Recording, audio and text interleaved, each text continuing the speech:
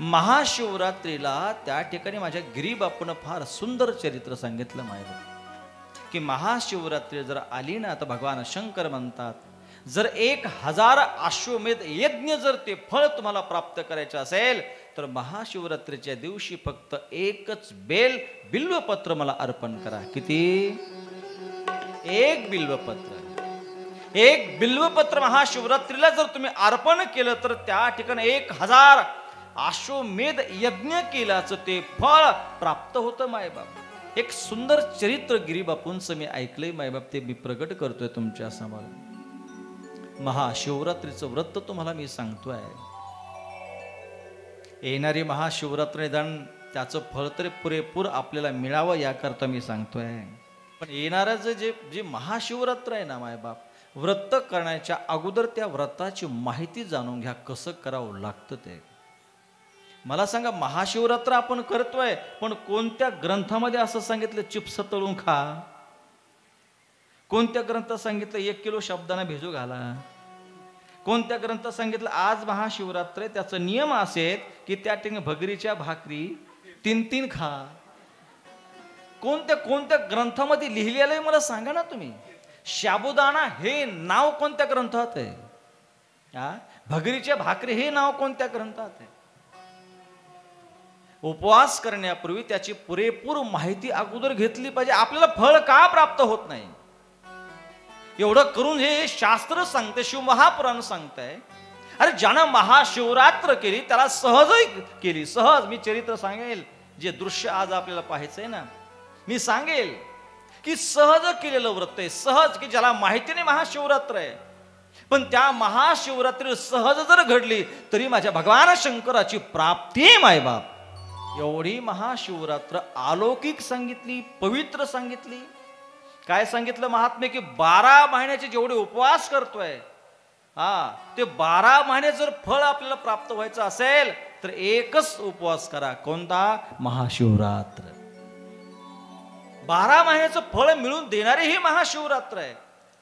एकदाच करा सांगितलंय. आपण किती 65 वर्षापासून करतोय, कोणी 80 वर्षापासून करतोय, कोणी 90 वर्षापासून करतंय.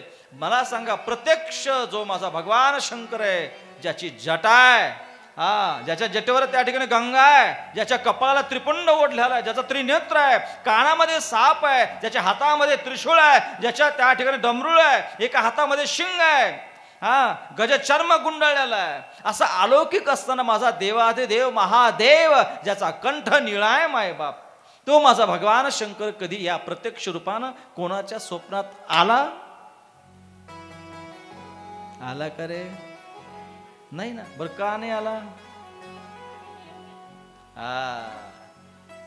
कारण जे व्रत आपण करतोय ना त्या व्रतात फार मोठी चूक करतो मायबाप. आणि चुकीमुळे लोक करतात सगळं, पण सगळं चुकी करतात. त्या व्रताची माहिती, त्याची परंपरा, त्याचे नियम आम्ही कधीच जाणून घेत नाही मायबाप, कधीच जाणून घेत नाही. म्हणून एक ऐका, कोणतंही व्रत करण्यापूर्वी त्याची परंपरा, त्याची विधी जाणून घ्या. ऐका काय सांगितले महाशिवरात्रीला, किती बिल्व अर्पण करायला सांगितलंय? ऐका आता, किती? 1. लिंग अष्टक सुद्धा सांगते की 1 बिल्व शिवार्पणम. एक सुंदर चरित्र मायबाप, की महाशिवरात्रीला 1 बिल्व तुम्ही भगवान शंकराला अर्पण केलं ना मायबाप, की 1000 अश्वमेध यज्ञ केल्याचं फळ तुम्हाला प्राप्त होतं. ऐका, चरित्र फार गोड आहे, फार गोड आहे. एकदा म्हणा ना जोरात, हर हर. महाशिवरात्र आहे. एक वृद्ध माता होती मायबाप, अत्यंत गरीब परिस्थिती आहे. ऐका, गोड चरित्र आहे. गरीब स्त्री आहे, म्हातारी आहे मायबाप. आणि त्यानंतर जंगलामध्ये लाकड तोडून आणावी आणि आपला उदरनिर्वाह तिनं भागत राहावा. अंगावर वस्त्र नाहीये मायबाप. आणि फिरत एका शिवालयामधून जात असताना तिच्या कानावर दिव्य त्या साधूचे शब्द त्या ठिकाणी पडले गेले. की जीवनात येऊन कधीतरी माणसाने यज्ञ याग करावे, अन्नदान करावं, सत्कर्म करावे. जो माणसाकडून जर हे होत नसेल, कधीतरी भगवान शिवाचं हे जे कार्य आहे मायबाप, हा प्रसाद आहे, तो वाटण्याचा आपल्या हाती त्या ठिकाणी हा योग आला पाहिजे, जेणेकरून या यजमानाला तो प्राप्त झाला. मायबाप जीवनातून एकदा तरी मरत्या वेळेस हे कार्य झालंच पाहिजे मायबाप. जर होत नसेल तर तुम्ही आलात पण पशु प्राण्यासारखं जगलात रे आणि निघून गेलात. जन्म मिळाला, देह दिलाय भगवंतानं मानवाचा, पण माणसं असून सुद्धा पशु प्राण्यासारखं जगलात तुम्ही. देह माणसाचा आहे पण विचार पशु प्राण्याचे आहेत. ही अपमानास्पद गोष्ट आहे मायबाप. आज तिनं मनाला एवढं खाल्लं, साधूचे शब्द एवढे जीवाला लागले ना तिच्या, काय करू. आज माझी परिस्थिती गरिबीची आहे. कधी भगवान शंकराला मी अभिषेक करण्याला माझ्याकडे पैसे नाही आहेत, अन्नदान करायला माझ्याकडे धन नाहीये, काय करू मी. आज माझी परिस्थिती अशी की माझ्या अंगावर वस्त्र सुद्धा नीट नाहीये, काय करू मी, काय करू. रडू लागली, आक्रोश करू लागली, स्वतःला त्या ठिकाणी दोष देऊ लागली. हे भगवंत, हे महादेवा, अरे कसल्या परिस्थितीमध्ये तू आणून टाकलंस रे मला. माझ्याकडून यज्ञ अन्नदान हे सत्संग नाही होणार रे, काय करू मी, काय करू मी. हा पश्चाताप करत असताना तितक्यात त्या शिवालयामध्ये साधूंचे परत उद्गार निर्माण झाले की ज्याच्याकडून जर हे सगळं परिस्थितीनुसार होत नसेल ना मायबाप, तर त्यांना एकच करावं. जो भगवान शंकराचा भक्त आहे, जो शिवालयामध्ये सेवा करतो, जो देवाचा भक्त आहे, माझ्या महादेवाचा भक्त आहे, हा, तर त्याचीही सेवा केली तरी माझ्या भगवान शंकराची महापूजा आहे. काय, जो भगवान शिवालयामध्ये सेवा करतो मायबाप, जो झाडून घेतोय, जो शिवालय स्वच्छ करतो, दररोज अभिषेक करतोय, अरे त्याचंही दर्शन घेतलं, त्याचीही सेवा केली तरी भगवान शंकराची महापूजा आहे. तिच्यात एवढं लक्षात बसले की नाही, हे मी करू शकते, याला पैसा लागणार नाही. मग आता कोण आहे भगवान शंकराचा भक्त, कोण हे पवित्र अंतःकरणाचे साधू. त्यांच्या शोधामध्ये ते म्हातारे फिरू लागले मायबाप. जंगलामध्ये जात असताना कुठेतरी साधूची कुटी दिसली, एक आश्रम दिसला, आणि त्या आश्रम पाहून ती म्हातारी त्या ठिकाणी आश्रमात गेली आणि साधू नसताना त्या आश्रमाची सेवा करत होती, झाड लोट करत होती, पाणी भरत होती. आणि साधू आले की म्हातार निघून जावं. असे अनेक दिवस लोटले आणि सांगितलं. साधू विचार करू लागले, कोण असेल, कोण सेवा करतंय, हा, कोण असेल, कोण सेवा करून जात आहे, कधी आपल्या सेवा करत असताना दिसलं नाहीये, कोण असेल हा पवित्र आत्मा, बघू आपण कोण सेवा करतोय म्हणून. आणि एक दिवस साधू दडून बसले कुटीच्या आत, आणि तितक्यात नित्य नेमानं म्हातारी आली मायबाप आणि सेवा करायला लागली की साधू तिथे प्रगट झाले. म्हातारी घाबरली, कोण आहात.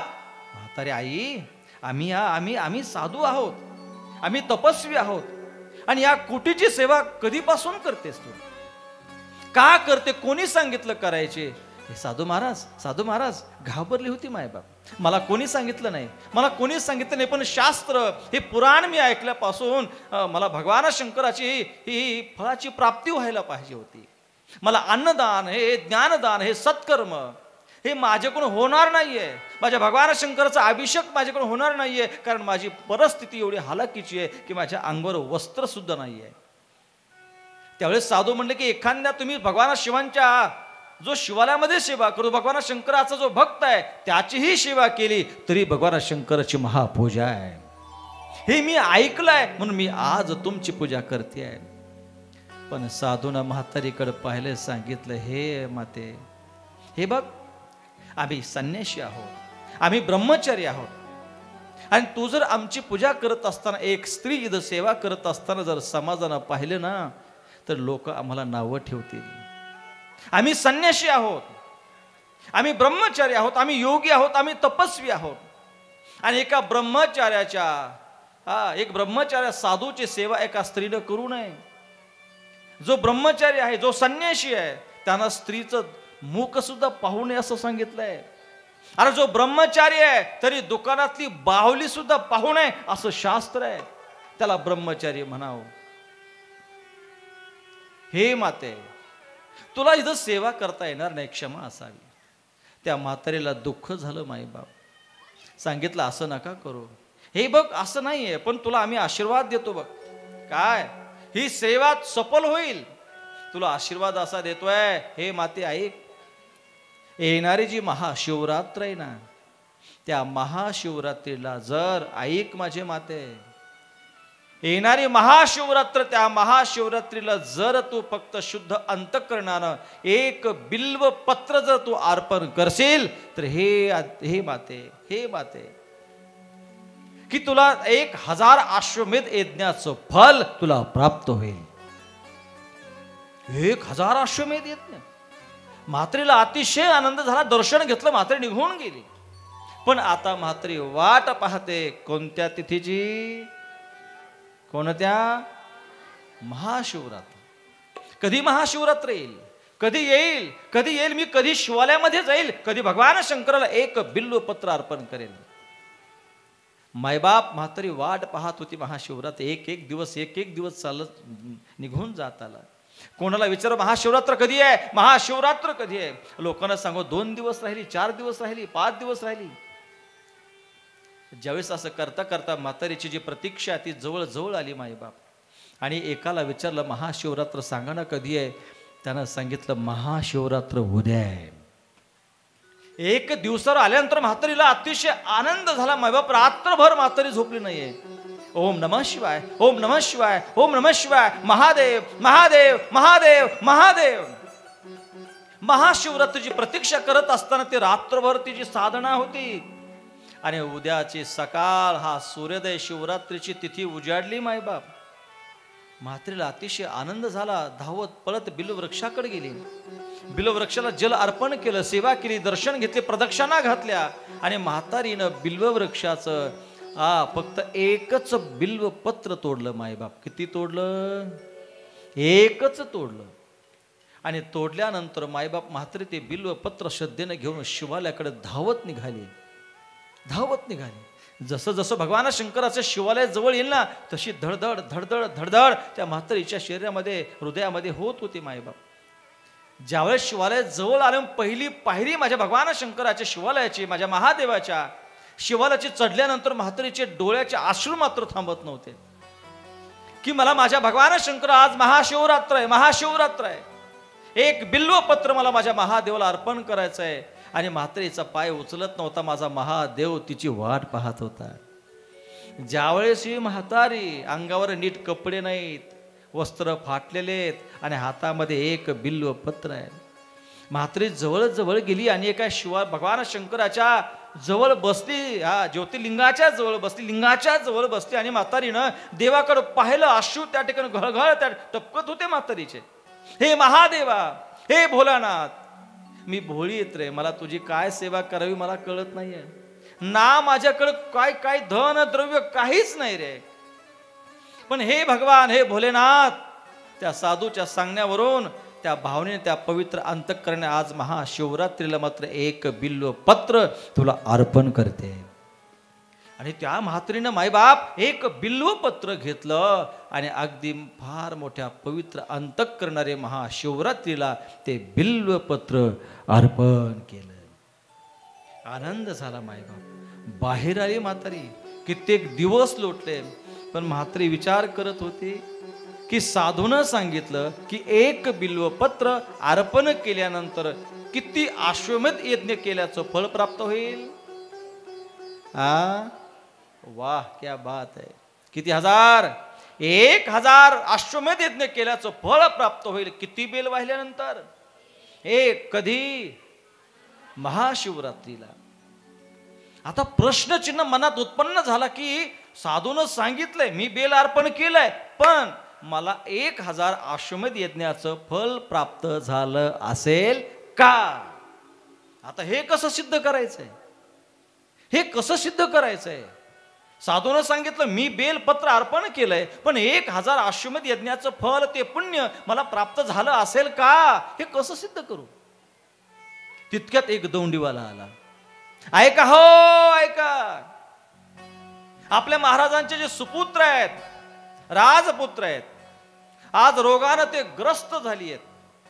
पण काही काही साधू ऋषीनं असं सांगितलंय की या राजपुत्राला जो कोणी 5 अश्वमेध यज्ञ केल्याचं पुण्यदान करेल तर हा राजपुत्र दुरुस्ती होईल, तंदुरुस्त होईल, याचा रोग नाहीसा होईल. किती अश्वमेध यज्ञ, किती लक्षात ठेवा, चरित्र लक्षात ठेवा मायबाप. येणारी महाशिवरात्र जाता कामा नये. जे म्हातारीला फळ प्राप्त झालं तेच फळ आपल्याला प्राप्त व्हावं. किती किती अश्वमेध? 5. ज्यावेळेस म्हातारी त्या दौंडीवाल्याकडे पळाली, ए दादा सांगणार आहे. त्यानं सांगितलं, हे म्हातारे तुला सांगून काय फायदा? अरे अनेक देशामध्ये आम्ही दौंडी पिटवली पण कोणी सुद्धा हे 5 अश्वमेध यज्ञ केले नाहीत.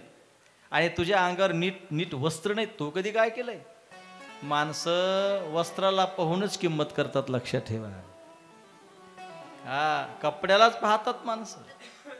म्हातारे सांगितलं, सांगणार आहे काय सांग? तुला सांगून फायदा नाही, चालते हो सांगणार आहे, तुझ्या पाया पडतोय मी. त्यावेळी त्या दौंडीवाल्याने सांगितलं की हे माते, की राजाचा पुत्र हा बेशुद्ध आहे, रोगाने ग्रस्त आहे, आणि त्याला दुरुस्ती होण्याकरता किती अश्वमेध यज्ञ केल्याचं फळ पाहिजे, पुण्य पाहिजे?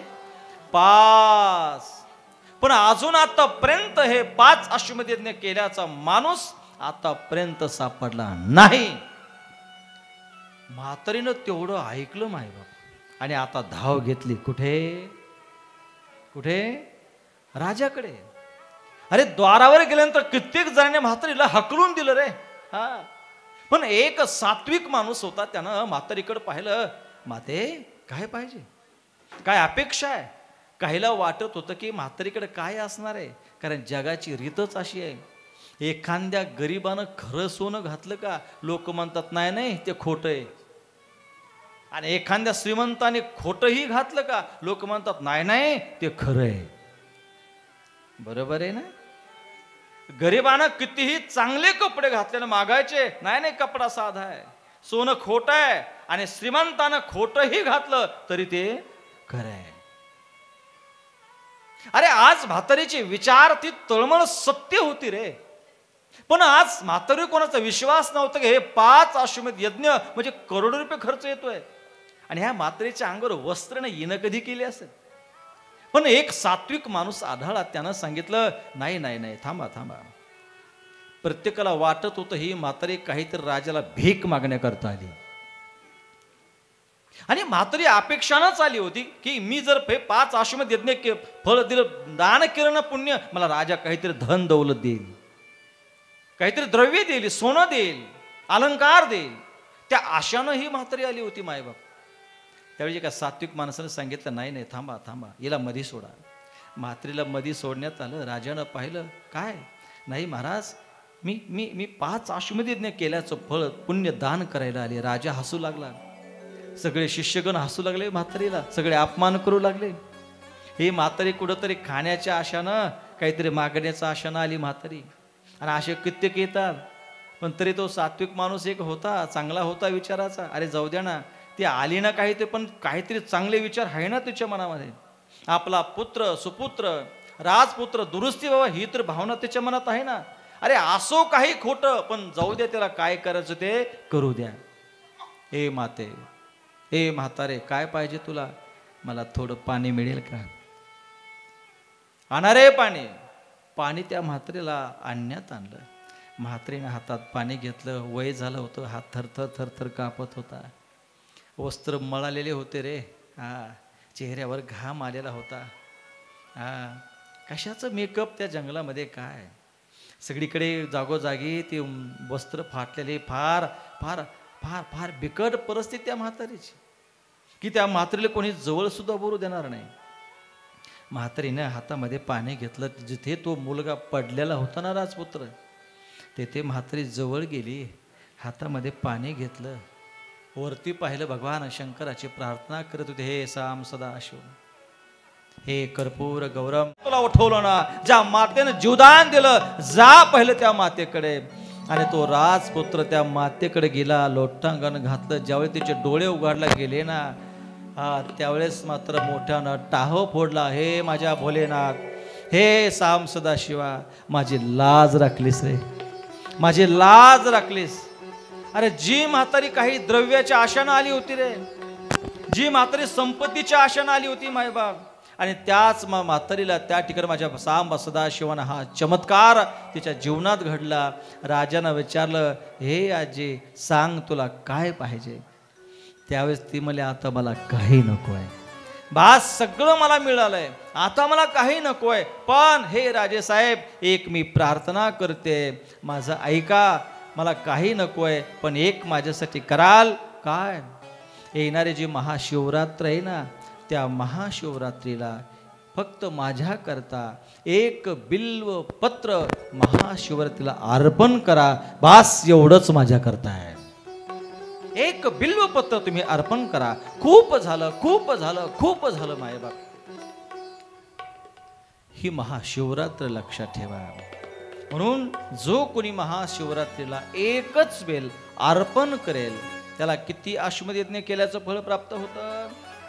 1000 एवढी अलौकिक ही महाशिवरात्र आहे. हर हर